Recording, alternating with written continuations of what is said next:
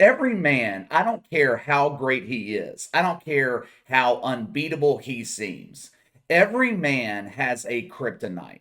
The first 5 years of his career, Mike Tyson was viewed as being unbeatable. Hell, he was unbeatable. He went 37 and 0, many times in convincing fashion.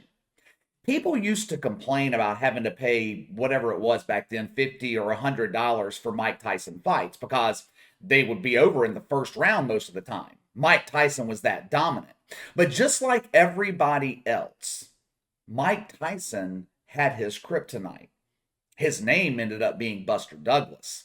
Going into that fight back in 1990, no one was giving Buster Douglas a chance. Sports books weren't even offering odds on the fight. I think only one sports book had odds offered, and you had to put up something like 45 or 50 grand just to win $100. They had to book the fight all the way over in Japan because there just wasn't much interest for it here in America. This was supposed to be a tune up fight for Mike Tyson, the fight that got him ready for Evander Holyfield. Of course, we had to wait 6 years to see that fight because Buster Douglas ended up beating the shit out of Mike Tyson. Going into Sunday Night Football last night, outside of Drew Brees, no one in the media was giving the Saints a chance to beat the Bucks. No one was giving them a chance to beat Tom Brady. The Bucks have the number one offense in the league. Sean Payton has the flu. He's not even coaching. It was supposed to be a night of celebration in Tampa.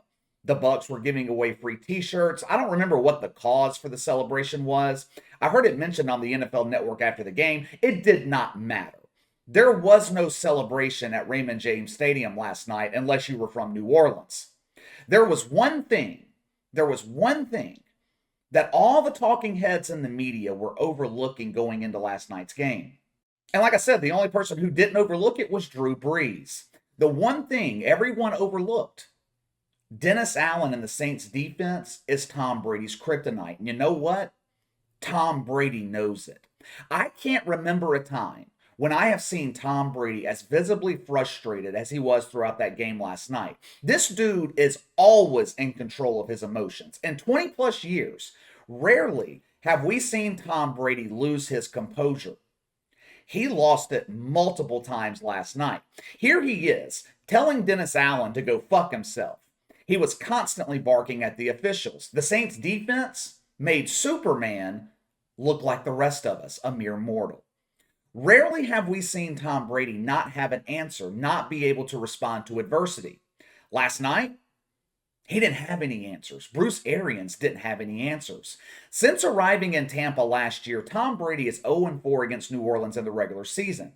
Not only is he 0-4, he ain't even close. He has lost every game by at least 2 possessions. Well, he won the only game that mattered in the playoffs last year. That's true.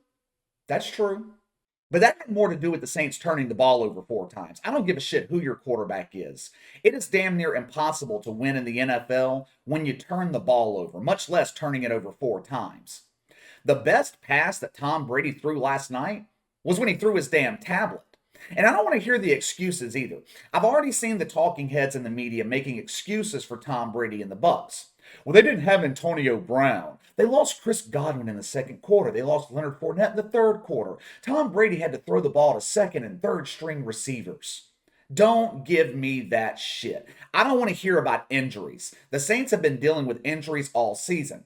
I'm pretty sure I saw Gronk on the field last night. 50% of Gronk is better than every receiver the Saints have. Hell, they weren't even moving the ball when Godwin and Fournette were in the game anyway. Taysom Hill was throwing the ball with 3 fingers. Trust me, the Saints are a hell of a lot more banged up than the Bucks. I heard a comment last night, I think it was on NFL Network. They said the rest of the league was going to study this game film because the Saints have finally figured out how to stop Tom Brady. That is easier said than done. Theoretically, it's not hard to stop Tom Brady. It's simple. In practice, it's a hell of a lot more difficult because you have to have the personnel. Why is the Saints defense so effective against Tom Brady? How are they able to stop him? New Orleans has the ability to get pressure with only their front 4. The other 7 guys, they drop back into coverage. Your receivers are double teamed.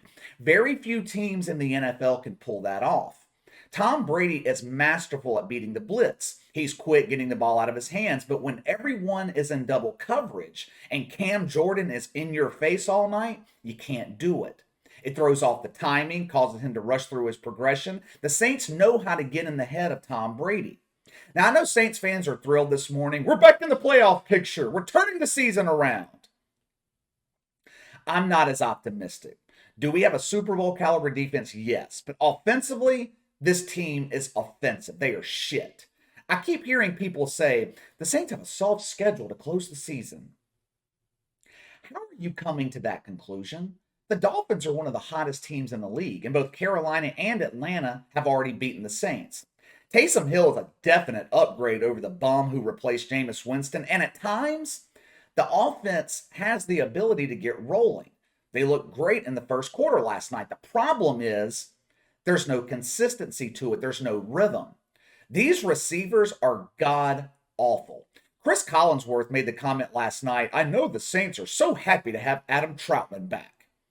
Clearly, he didn't consult with the fan base. I don't know anyone who was looking forward to the return of Adam Troutman. This fucking guy can't catch the Covey, much less a football. So while last night was a great win for the Saints, they still have a shitload of problems. I hate being negative about it. I want to say they have a chance. I just don't see it. Not unless the offense can do a complete 180 over the next 3 weeks.